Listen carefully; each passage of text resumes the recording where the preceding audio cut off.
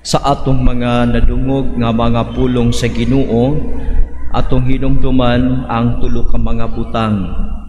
Una, there is power in prayer. Kaduha, love to read the Bible. Ikatulo, persevere and be persistent in your prayer. So, then trust the Lord. So, tanaw na to sa unang pagbasa. Giingon ka na to o giasoy ka na to dito ang kasinatian sa ka-Israelita sa dihang sila nakigsangka sa mga Amerikanhon. Mingon si Moises ngadto kang Josue, pagpili og pipila ka mga tao. Unya, pakigsangka kamo niya ng mga tao, mga kalaban, mga Amerikanhon. Tapos dito, nakigsangka sila. Samtang si Moises misaka sa kabungtod og dito iyang giyahat ang iyang mga mata og iyang giisa ang iyang mga kamot, gigunita niya ang sungkod nga gihatag sa Ginoo para pikason kadtong dagat. Unya dito samtang nag-isa si Moises sa iyang kamot, nagampo ang mga Israelita mudaog batok sa ilang kalaban. Apan kung ibaba ni Moises ang iyang mga kamot, ang mga kalaban mudaog batok sa mga Israelita. Nahuldi man ang ilang panag-away.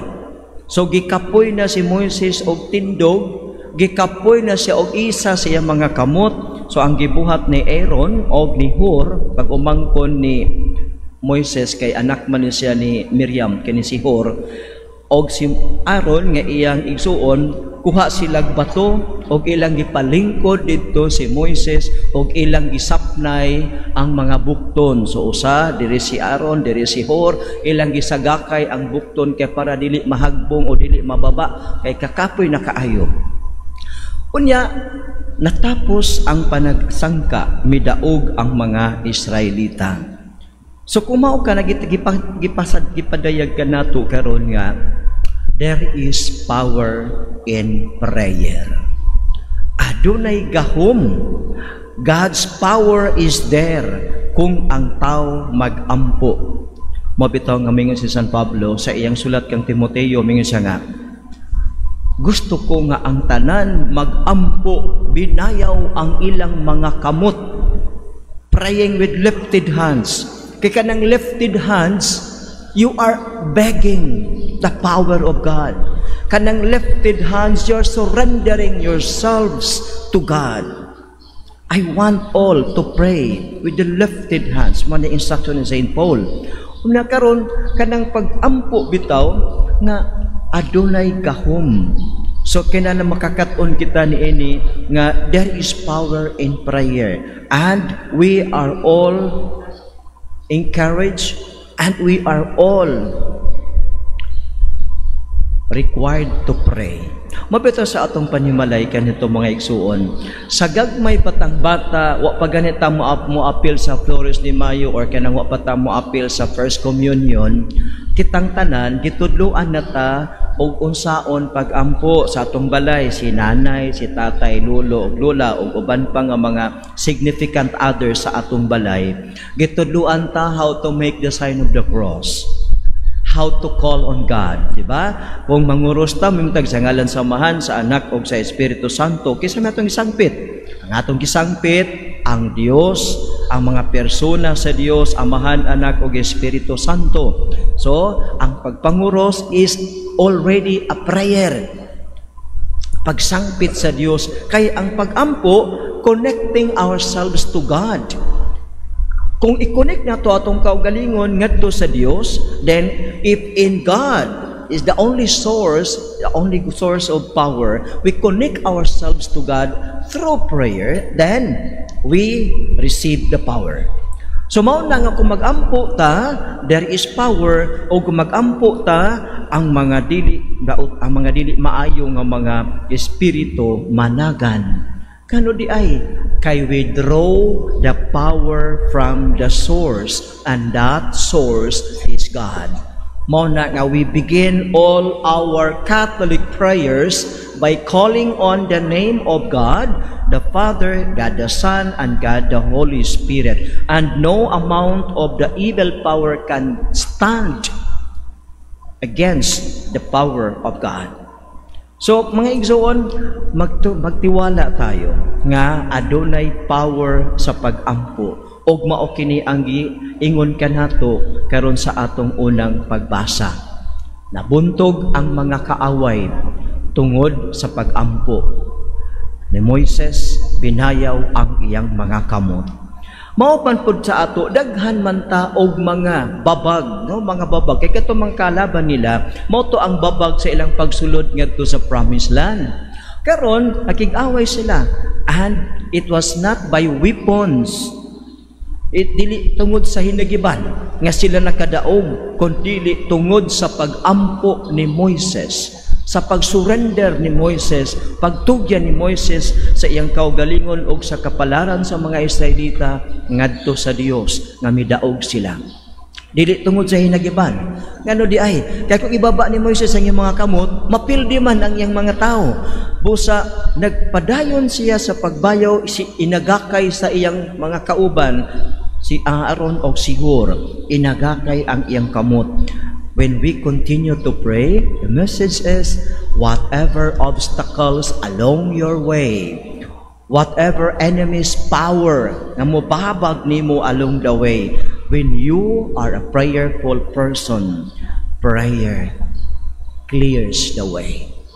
So mo na nga, nindot kayo nga, mag-ampo ta. Nya, mao gyud na ang wisdom sa simbahan, nganong pamemorize ta og prayer. Nganong gitudloan ta sa pagpanguros. Mao na wisdom sa church, kay bisag asa ta, we can pray. Bisag wa ka nakadala sa imong prayer book, you can pray because you have memorized at least the basics. Our Father, Hail Mary, and Glory be, I believe in God, and other forms of prayers nga atong gisag-o. Kanang pagsag-o sa pag-ampo, doon na sa wisdom. Tungod kay God wants us to pray anytime, everywhere, without ceasing. O sa mayngon sa Ginoo, sa nag-ampo siya sa Garden of Gethsemane, ingon siya nga, sa mga tinun-an nga nangatulog ra, pag-ampo kamo, aron dili kamo madaog sa panulay. So, prayer is power. Prayer is our weapon. Prayer is our shield. Prayer is our strength against the devil, against the evil powers. So, ang tao nga maampuon na ay panhalipod. So, let us cultivate the habit to pray. So, remember, there is power in prayer. Second thing, giingon ka na to sa ikaduhang pagbasa, nga mingon si San Pablo nga to kang Timoteo. Alam ko, nagbabasa ka na ng banal na kasulatan mula nung ikaw ay bata pa. O padayon sa imong pagkat-on, padayon sa imong pagbasa, padayon sa imong pagigugma sa balaang kasulatan. Kaya ang balaang kasulatan gisulat with the inspiration of God, with the inspiration of the Holy Spirit.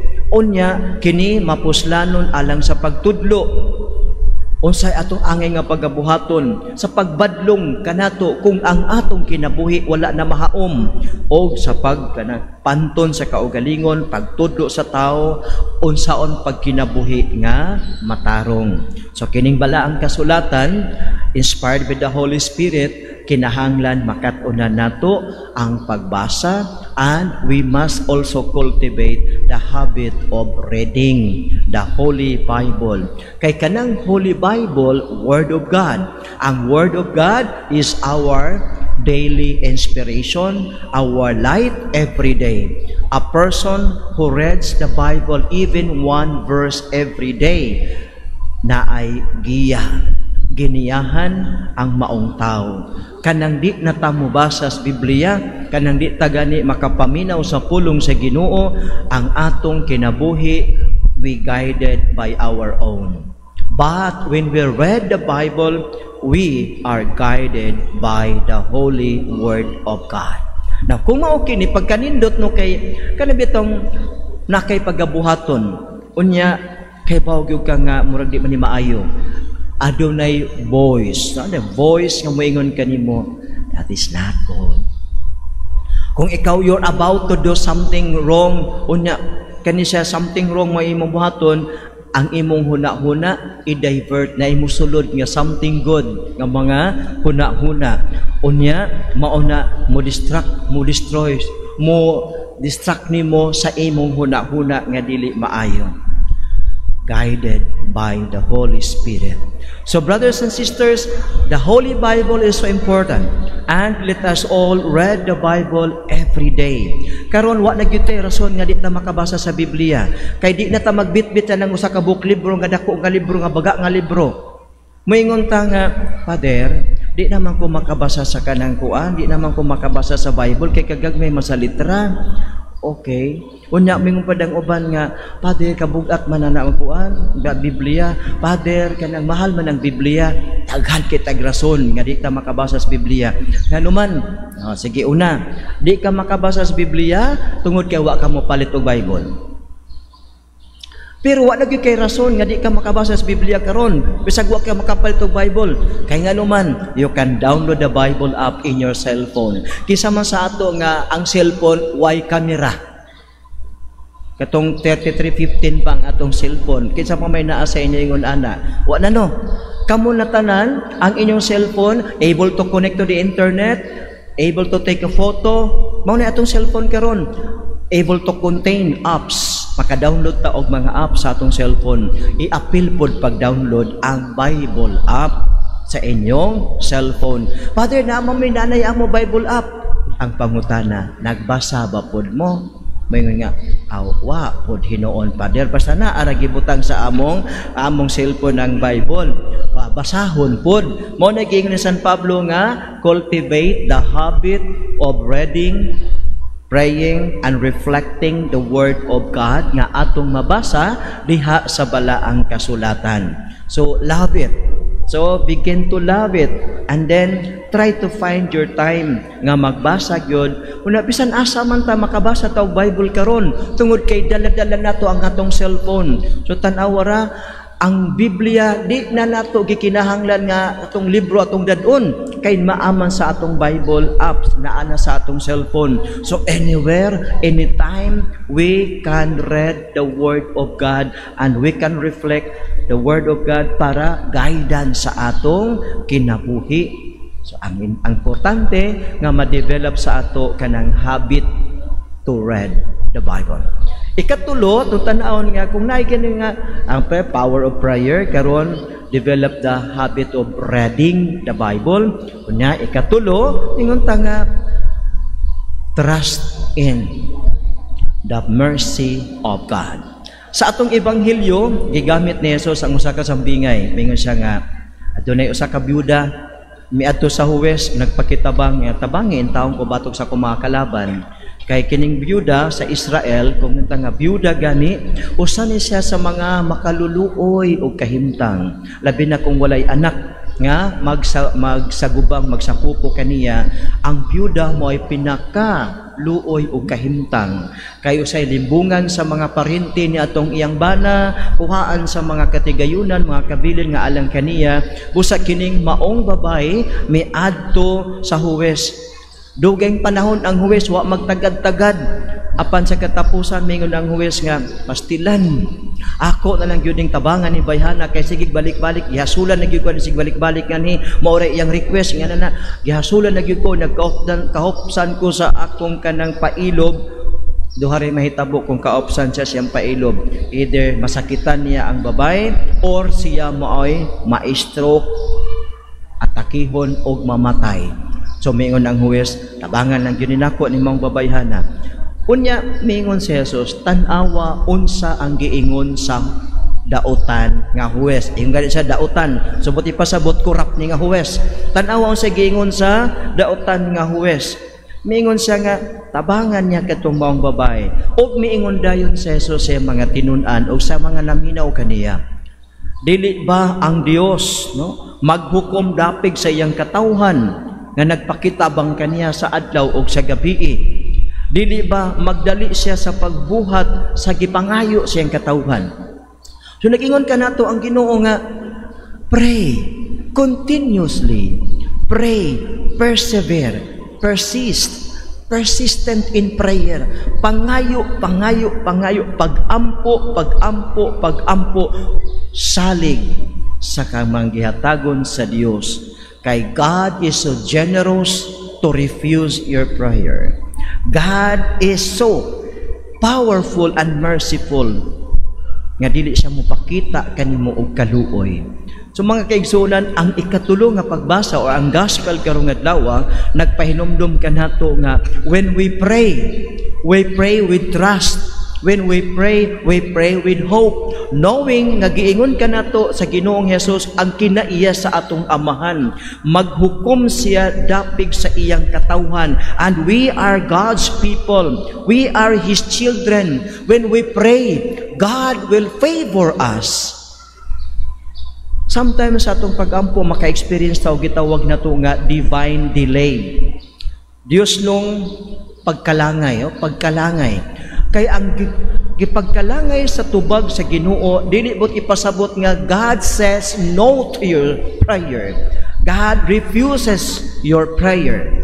Dili bot ipasabot nga gi-refuse sa Ginoo ang imong pag-ampo. Dili bot ipasabot nga wala ka gitagad sa Ginoo, kun dili diha sa imong pagpangayo nganong nadugay pagkaghatag wala paghatag diha dayon tungod kay God wants to develop something in you, and that something is the attitude of trusting, the attitude of hoping, the attitude of begging, the attitude nga naa nato. Kaya say mangayot tas Ginoo kanang aprira ta as if mura kag nagreading ra ka sa imong kanang list of groceries, as if mura kag nagreading of comics. You have to tell God like, God, I like it, God, I need this, God. Sometimes we do not become sincere in our prayer. So when we pray, let us pray with sincerity of heart. Let us pray with full trust and with hope nga ang atong Ginoo dili gayud siya makaako sa pagbalibad sa atong pangayo. Kay ang Dios amahan og ang amahan nagtan-aw sa panginahanglan sa iyang mga anak, and we are all God's children. So kung nakay giampo sa Ginoo nga murag wa pa ka nakadawat, dugay naman ko nagampo niya ani Father, padayon sama sa byuda. Wa siya magpadaog o wa siya ma-discourage ni adtong seemingly walay pakialam nga huwes, ni atong iyang nasinati nga wa sa gitagad-tagad, dugay na sining adto, wa gid sa gitagad, unya wala gihimo, wala gibuhat, wala gihatag ang iyang gipangayo. Apan ang byuda wa gyud magpatalo, wa magpadaog ni ining kinaiya sa huwes. Unya miingon si Lord, ang amahan pakaha, ang Dios pakaha, ang dili siya maghukom alang sa iyang katawhan. Ang Dios bakaha dili maluoy siyang katawhan. So gipasalig ka nato o gipahibalo ka nato sa Ginoo unsay kinaiya sa tong Dios. Kinaiya niya, hindi ka matitiis ni Lord. Hindi ka matitiis ng ating Ama. Kaya kanang gitawag nga divine delay, there is a certain period for that divine delay. When something is going on, when we develop and we cultivate that attitude of sincerity in prayer, that trusting like a child, that hoping in God like a child. So continue to pray, ipadayon until it is given. Kung dili ihatag sa Ginoo dinhi ang atong gipangayo, believe it, nga iyan ang gi-reserve when we arrive in His kingdom in heaven. Manindog kitang tanan o gato karong ipadayag ang atong pagtuo.